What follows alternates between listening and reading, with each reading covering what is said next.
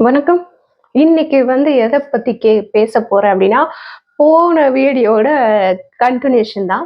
அதாவது நம்மள சிலர் வம்பிழுத்தாங்க இல்லையா? அவங்க நான் பகிரங்கமாக மன்னிப்பு கேட்டுக்கொள்கிறேன் அப்படிங்கிற மாரிலாம் பேசியிருக்காங்க. ஏன் பேசுனாங்க? எதுக்கு பேசுனாங்க? அப்படிங்கிறதெல்லாம் கொஞ்சம் பார்க்கலாம். என்னென்ன நடந்துச்சு அப்படிங்கிறத பார்க்கலாம். ஏன் இவ்ளோ நாள் கழிச்சு அதுக்கு ரியாக்ஷன் பண்றோம் அப்டின்னா, நம்ம கொஞ்ச நாளா சில விஷயங்களுக்கு வெயிட் பண்ணோம். நடக்குமா அப்டின்னு சொல்லிட்டு, அந்த விஷயங்கள்லாம் நடக்கல. ஸோ கிட்டத்தட்ட 1 மாசம் ஆக போதுன்னு நெனைக்கிறேன்.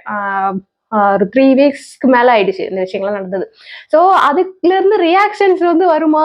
யாராவது பேசுவாங்களா? அப்டிலாம் நம்ம எதிர்பார்த்துட்டு இருந்தோம். எதிர்பார்த்த ஆள் பேசல. மத்தவங்க எல்லாருமே பேசிட்டாங்க. ஸோ என்னென்ன அப்படிங்கிறத பார்ப்போம்.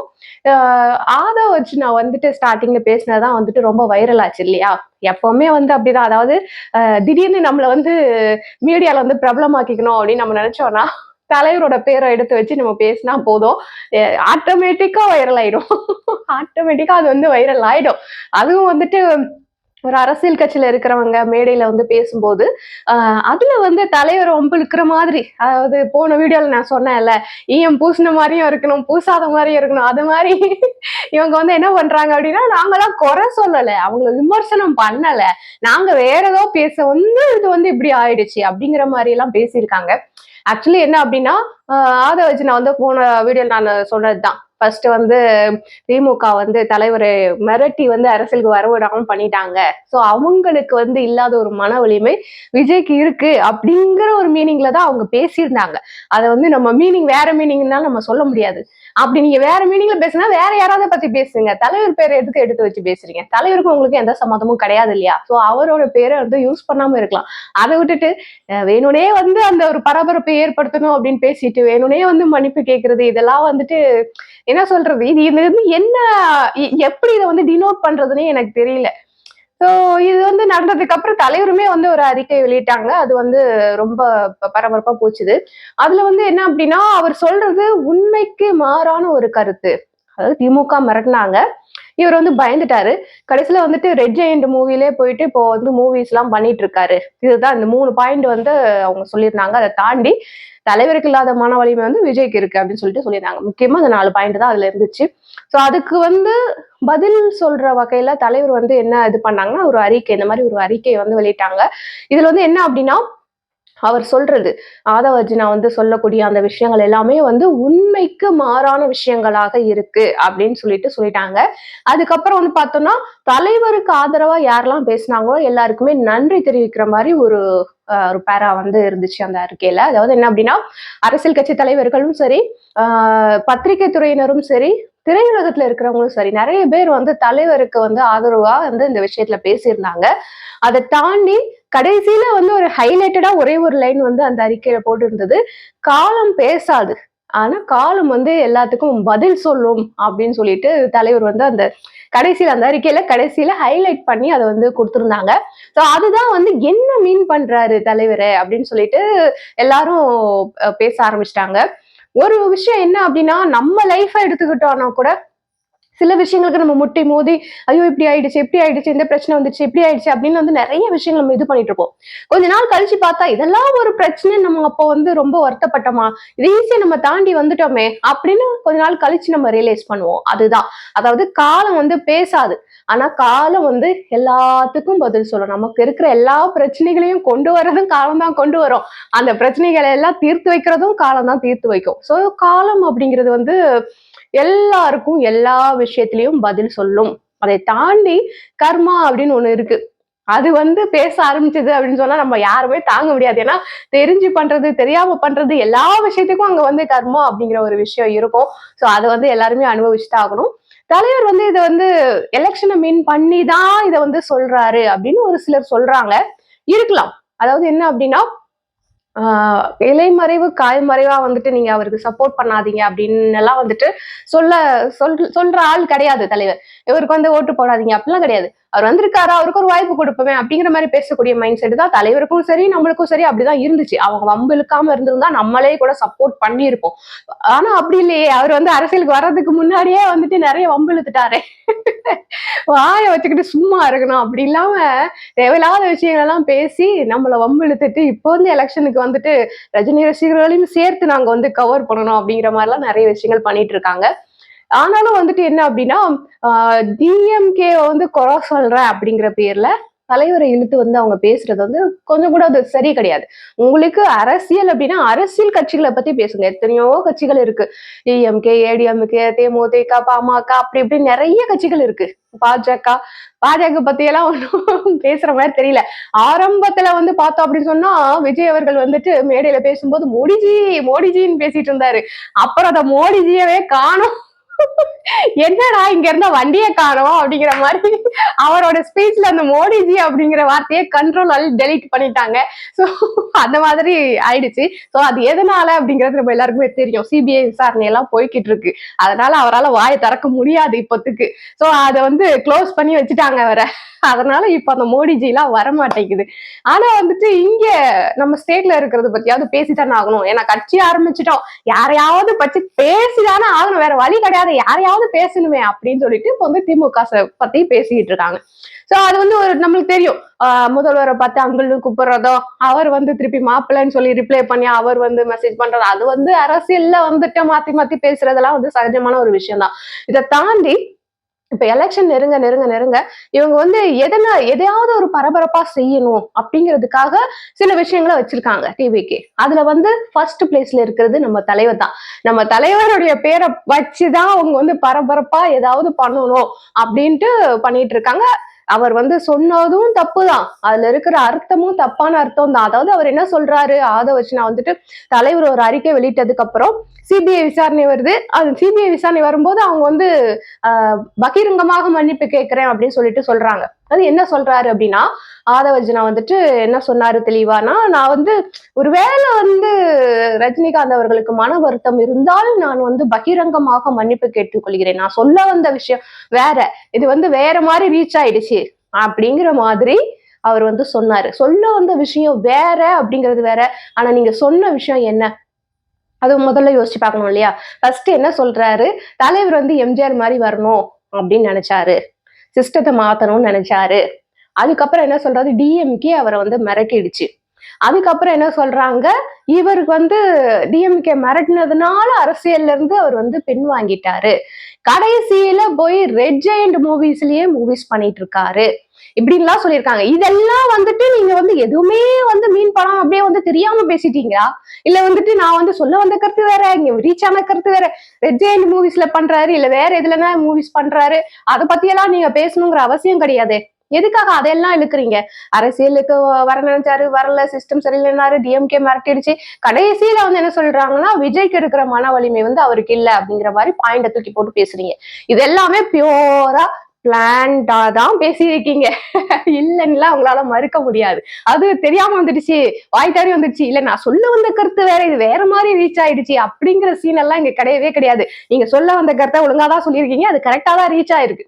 அது வந்து மாத்தி பேசவே முடியாது. ஏன்னா இப்ப எல்லாமே ரெக்கார்டட். நீங்க என்ன சொன்னாலும் அந்த ஸ்பீச்சை எடுத்து போட்டு போட்டு காமிச்சு இதுக்கு இதான் அர்த்தமா, இதுக்கு இதான் அர்த்தமா அப்படின்னு நாங்க கேட்போம். ஏன்னா வந்துட்டு ரெட் ஜெயின் மூவிஸ்ல போய் அவர் வந்து படம் பண்றாரு அப்படிங்கிறதுக்கு என்ன அர்த்தம் இருக்க முடியும் இல்லையா? நான் வந்து அவர் வந்து விமர்சனம் பண்ணல, அவர் மேல எந்த விமர்சனமும் நான் பண்ணல. இதை விட நீ என்ன விமர்சனம் பண்ணணும்னு நினைக்கிறீங்க, எனக்கு புரியல. அதாவது அவங்க மிரட்டிட்டாங்க, பயந்துட்டாரு, கடைசியில அவங்க வீட்டுல இருக்கிற ஒரு ப்ரொடக்ஷன் கம்பெனிக்கே போய் மூவி பண்றாரு அப்படிங்கறது விமர்சனம் இல்லாம வேற எப்படி எடுத்துக்க முடியும் நாங்க? இது வந்து ஒரு மோசமான விமர்சனம். நீங்க அதை வந்து பகிரங்கமா பண்ணிட்டு இப்ப வந்து நான் வந்து பகிரங்கமா மன்னிப்பு கேட்கறேன். எதுக்கு எதுக்கு நீ அவர் இழுத்து பேசணும், எதுக்கு நீ மன்னிப்பு கேட்கணும், தேவையில்லையே.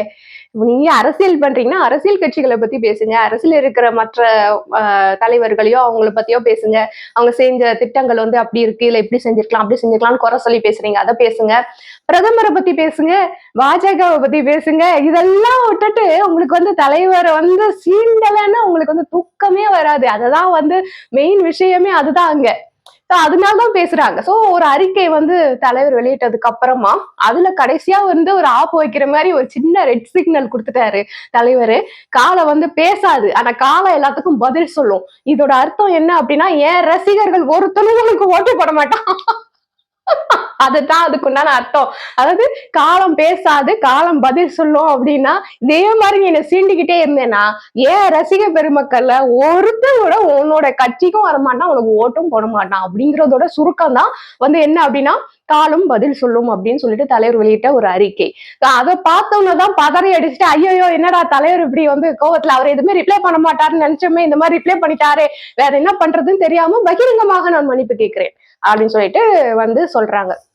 இதெல்லாம் ஒரு சைடு இருக்கட்டும். இது வந்து இவ்வளோ பெரிய விஷயமா இருந்தது. நம்ம சேனல்லே வந்து இதை பத்தி ஒரு வீடியோ போட்டோம். இன்னும் நிறைய சேனல்ஸ்ல வந்து நிறைய வீடியோஸ் போயிட்டு இருக்கு. அது ஒரு பக்கம் பார்த்தோம்னா நம்மளுடைய தலைவருடைய ரசிக பெருமக்கள் நம்ம எல்லாம் சேர்ந்து வந்துட்டு நிறைய வீடியோஸ் போடுறதும் கமெண்ட்ஸ் போடுறதும் என்ன இப்படி எல்லாம் பேசுறாங்க, ஏன் இப்படி வம்பிழுக்கிறாங்க அப்படின்னு நம்ம வந்து இது பண்ணிட்டு இருக்கோம். இதை தாண்டி சிலர் வந்து இந்த போஸ்டர்லாம் அடிச்சு விட்டு ஆரம்பிச்சிட்டாங்க இதை கண்டிக்கிற வகையில. அந்த மாதிரிலாம் வந்துட்டு ஆப்போசிட் ரியாக்ஷன்லாம் வர ஆரம்பிச்சிடுச்சு. இன்னொரு சைடு பார்த்தோம் அப்படின்னு சொன்னா தலைவரே பகிரங்கமா வந்துட்டு இது வந்து உண்மைக்கு புறம்பான ஒரு கருத்து, உண்மையே கிடையாது இவர் பேசுறது அப்படிங்கிற மாதிரி ஒரு இதை வெளியிட்டுட்டாங்க. சோ இதெல்லாம் நடந்ததுக்கு அப்புறம் வந்துட்டு அவரும் வந்து யாரு பேசினாரோ அவரும் பகிரங்கமாக மன்னிப்பு கேட்கிறேன்னு சொல்லிட்டு அடுத்த மீட்டிங்ல பேசுறாரு. இதெல்லாம் அதிரி புதிரியா நடந்துட்டு இருக்கு. ஆனா திரு விஜய் அவர்கள் வந்து ஏதாவது பேசுவாரு அப்படின்னு பார்த்தா கிட்டத்தட்ட 1 மாசம் ஆயிடுச்சு. இது வரைக்கும் அவர் வந்து இத பத்தி வாயை திறந்து பேசவே இல்லை. அதாவது எந்த அரசியல் கட்சியாக இருந்தாலும் அதை நடத்துகின்ற தலைமை பொறுப்பில் இருக்கிறவர்கள் அவங்க கட்சியில யாரோ ஒருத்தர் ஒரு பெரிய மனுஷன் ஏதோ சொல்லிட்டாங்க, ஏதோ தப்பா போயிடுச்சு, தப்பா பேசிட்டாங்க, இல்ல தப்பா ரீச் ஆயிடுச்சு, ஏதோ ஒண்ணு நடந்துடுச்சுன்னா தலைமை பொறுப்பில் இருக்கிறவர்கள் வந்து உடனே அது வந்து ஒரு மறுப்பு செய்தி ஏதாவது போடுவாங்க. இல்ல அவங்க தெரியாம பேசிட்டாங்க, இல்ல அவங்க பேச வந்தது வேற மாதிரி ரீச் ஆயிடுச்சு, ஏதோ ஒண்ணு அந்த தலைமை இடத்துல இருக்கிறவங்க வந்து ஒரு மறுப்பு செய்தி கண்டிப்பா சொல்லுவாங்க. இவங்க வந்து சொல்லவே இல்லை. நான் கூட வந்துட்டு ஒரு இவ்வளவு நாளா வெயிட் பண்ண ஒரு 2-3 வீக்ஸ் ஆயிடுச்சு. ஸோ 3 வீக்ஸா வெயிட் பண்ண எப்படியோ வந்துட்டு விஜய் அவர்கள் வந்து ஏதாவது ஒரு அறிக்கை வெளியிடுவாரு, அதையும் சேர்த்து வீடியோவா போட்டுடலாம் அப்படின்னு சொல்லிட்டு கொஞ்சம் வெயிட் பண்ண. இது வரைக்கும் அவர் வந்து எந்த அறிக்கையும் கொடுத்ததாக தெரியவில்லை. நம்ம வந்து என்ன சொல்றது, 41 பேர் இறந்தப்பவே வந்துட்டு நம்ம போய் ஒரு வீட்டுல உட்கார்ந்துட்டு நிதானமா அவங்கள வந்து வீட்டுக்கு வா நான் வந்து துக்கம் கேட்கணும் அப்படின்னு சொன்ன ஆட்கள். சோ இதுக்கெல்லாம் வந்துட்டு அவங்க வந்து ஏதாவது ஒரு மெசேஜ் பண்ணுவாங்க, அறிக்கை விடுவாங்க அப்படிங்கறதெல்லாம் வந்துட்டு எதிர்பார்க்கறது அப்படிங்கிறது வந்து நம்மளோட தப்பு தான். இதை தாண்டி வந்து நிறைய பேர் அதை வந்து சுட்டி காமிச்சு பேசியிருந்தாங்க. மீடியாஸ்ல வந்து பார்க்கும் பொழுது நிறைய அரசியல் கட்சி தலைவர்களாகட்டும், சினிமா துறையை சேர்ந்தவர்களாகட்டும், நிறைய பேர் பேசும்போது என்ன சொல்றாங்க, பத்திரிகை துறையை சேர்ந்தவங்களுமே கூட சொல்லியிருக்காங்க. ஸோ இவர் வந்து ஏன் வந்து மறுப்பு செய்தி, மறுப்பு அறிக்கை அப்படிங்கிறத வந்து எந்த விதத்திலயுமே வந்து அவர் பதிவு பண்ணாம இவ்வளவு நாள என்ன பண்ணிக்கிட்டு இருக்காரு அப்படிங்கிறது தான் வந்துட்டு எல்லாருடைய கேள்வியாவும் இருக்கு. இவ்வளோ பெரிய ஒரு வேவ் மாதிரி தமிழகம் ஃபுல்லாவே இந்த நியூஸ் வந்து பரவிட்டு இருக்கு. அப்போ இதுக்கு பொறுப்பா இருக்கக்கூடிய டிவி கட்சியோட தலைவர் பொறுப்புல இருக்கக்கூடிய விஜய் அவர்கள் ஏன் என்ன பண்ணிக்கிட்டு இருக்காரு? இத வந்து ஒரு மறுப்பு செய்தி கூட வெளியிடாமல் என்ன பண்ணிட்டு இருக்காரு? ஏன்னா இவ்வளவு தூரம் வளர்றதுக்கு வந்து தலைவர் நிறையவே அவர் வந்து யூஸ் பண்ணியிருக்காரு. நிறையவே யூஸ் பண்ணியிருக்காரு, நிறைய காப்பி அடிச்சிருக்காரு, அந்த மாதிரி எல்லாம் சொல்லலாம். அதெல்லாம் வந்து வேற விஷயம். அதாவது பிசினஸ் ரீதியாக வந்து ஒருத்தரை வந்து பார்த்து நம்ம அவரை மாதிரியே செஞ்சு நம்ம முன்னேறுறது அப்படிங்கிறது ஒரு நல்ல விஷயம் தான். அது வந்து நான் தப்பா சொல்லல. சோ அந்த அளவுக்கு நீ இது பண்ணிட்டு இப்ப வந்துட்டு வந்து உன்னுடைய கட்சியில இருக்கிறவனே வந்துட்டு நான் வந்து பிள்ளைய கிள்ற மாதிரி கிள்றேன், அது அழுகுற மாதிரி அந்த மாதிரி பிள்ளையும் கிள்ளி விட்டு தொட்டியும் ஆட்டி வர்றதுன்னு வாங்கல்ல, அந்த மாதிரி ஒரு வேலையை பண்ணிக்கிட்டு இருக்காரு. அதை கொஞ்சம் கூட கண்டுக்காம அதை பத்தி கொஞ்சம் கூட எந்த விதமான ஒரு மறுப்பு செய்தியோ ஒரு அறிக்கையோ எதுவுமே இது பண்ணாம அவங்கள கூப்பிட்டு கண்டிச்சு கூட விடல. அவங்க அந்த கட்சியை சேர்ந்தவர் நான் வந்து நேர்ல போய் பார்த்தேன், அவங்கள வந்து கண்டிச்சிருக்கேன், இந்த மாதிரி பேசக்கூடாதுன்னு சொல்லியிருக்கேன், அந்த மாதிரி கூட எதுவுமே வந்துட்டு அறிக்கை விடாம இருக்காரு. அப்படின்னா இவர்கிட்ட நாளைக்கு தமிழகம் இவர் கையில் போனால் நாளைக்கு தமிழகத்துல என்ன நடந்தாலும் இப்படிதான். கொஞ்ச நாளைக்கு இவர் எங்க இருக்காருன்னு கண்டுபிடிக்கவே முடியாது. அதுக்கப்புறம் வந்தாரு அப்படின்னா நம்மளை கூப்பிட்டுதான் துக்கம் விசாரிப்பாரு. எந்த வீட்டுல வந்து ஏதோ ஒரு நடக்கக்கூடாத விஷயம் நடந்ததோ அந்த வீட்டுல இருக்கவங்க தான் போய் இவரை மீட் பண்ற மாதிரி இருக்குமே தவிர அவர் வந்து மீட் பண்ண மாட்டார். அவர் எங்க இருக்காருன்னு தெரியாது, தெரிஞ்சாதானே மீட் பண்றதுக்கு அப்படிங்கிற மாதிரி எல்லாம் போய்கிட்டு இருக்கு. நம்மளும் வெயிட் பண்ணோம், விஜய் அவர்கள் ஏதாவது மறுப்பு அறிக்கை விடுவாரு அப்படின்ட்டு வெயிட் பண்ணோம். அது விடல. மற்ற கட்சி தலைவர்களும் சரி, பத்திரிகையாளர்களும் சரி, சினிமா துறையை சேர்ந்தவர்களும் சரி, நெறைய பேர் அவர எவ்வளவு வறுத்தெடுக்கணுமோ வறுத்தெடுத்துட்டாங்க. அதுக்கப்புறம் கூட அவர் வந்து எந்த அறிக்கையும் விடல அப்படிங்கிறது தான் வந்து ஒரே ஆச்சரியமா இருக்கு. இவர் வேணா லைவா எர்த்ல தான் இருக்காரா? இல்ல அப்பப்ப செவ்வாய் கிரகத்துக்கு போயிட்டு வராரா? இவருக்கு எத்தனை நியூஸாவது தெரியுதா? தெரிய மாட்டேங்குதா? இல்ல நியூஸே தெரியாம வெறும் பேப்பர்ல இருக்கிறது மட்டும் தான் படிச்சுட்டு போறாரா? இவர யாரு கைட் பண்றாங்க? இவர் யோசிச்சுதான் எல்லாம் பண்றாரா? இல்ல யாரோ ஒருத்தர் கைட் பண்ணி அது மாதிரி பிளாங்கா போய் எல்லாத்தையும் பண்ணிட்டு வராரா? ஒண்ணுமே புரிய மாட்டேங்குது. தாவேகா கட்சியில வந்து என்ன நடக்குதுங்கிறதே புரிய மாட்டேன். மத்த கட்சியாவது ஓரளவுக்கு அனலைஸ் பண்ணிடலாம். இதான் நடக்குது. அவங்க தலைமை பொறுப்புல இருக்கிறது சொல்றாங்க. இத கேட்டு இவங்க பண்றாங்க. இல்ல வந்து இந்த மாதிரி தொண்டர்களுக்கு இந்த மாதிரி வாய்ப்புகள் இருக்கு. இந்த மாதிரி ஏதாவது ஒரு அனலைஸ் பண்ணலாம் எல்லா கட்சியும். தாவேகா கட்சியை பொறுத்த அளவுல எதுவுமே அனலைஸ் பண்ண முடியல. தலைவர் அந்த கட்சியுடைய தலைமை பொறுப்புல இருக்கக்கூடியவர் எங்க போறாருன்னே தெரிய மாட்டேங்குது. அடுத்த நிலைமையில இருக்கிறவர் அவர் என்ன பேசுறாருன்னே தெரிய மாட்டேங்குது. நல்லா எல்லாத்தையும் பேசி விட்டுட்டு அதுக்கப்புறம் வந்து மன்னிப்பு கேட்கிறாரு. இந்த மாதிரி நிறைய விஷயங்கள் வந்து நடந்துகிட்டே இருக்கு. தலைவர் வந்து சொன்ன விஷயம் இதுதான். காலம் வந்து பதில் சொல்லும் அப்படின்னு சொல்லியிருக்காங்க. ஸோ காலம் என்ன பதில் வேணா சொல்லட்டும். நம்ம தலைவருடைய ரசிகர்கள் நம்ம கொஞ்சம் விழிப்பா இருக்கணும். அதாவது என்ன அப்படின்னா, இப்பவே நம்மள இவ்வளவு வம்பிழுக்கிறவங்க, நாளைக்கு வந்து ஆட்சிக்கு வந்தா, நம்ம தலைவரையும் சரி, தலைவருடைய ஃபேன்ஸா இருக்கக்கூடிய நம்மளையும் சரி, எந்த அளவுக்கு வம்பிழுப்பாங்க, என்ன மாதிரி எல்லாம் பேசுவாங்க அப்படிங்கிறத வந்து இந்த ஒரு சின்ன இன்சிடென்ட்ல இருந்து நம்மளுக்கு புரியுது. ஸோ அதெல்லாம் மனசுல வச்சுட்டு, தலைவர் சொன்ன மாதிரி நம்ம என்ன வந்து அவங்களுக்கு கரெக்டான பதில் குடுக்கணுமோ, அத வந்து நம்ம குடுக்கறதுக்கு பண்ணலாம். அவ்வளவுதான். இத பத்தி தான் பேசணும் அப்படின்னு யோசிச்சிட்டே இருந்தேன். இத தாண்டி வந்து பார்த்தோம் அப்படின்னு சொன்னா, நெறைய விஷயங்கள் இப்ப வந்து போய்க்கிட்டே இருக்கு.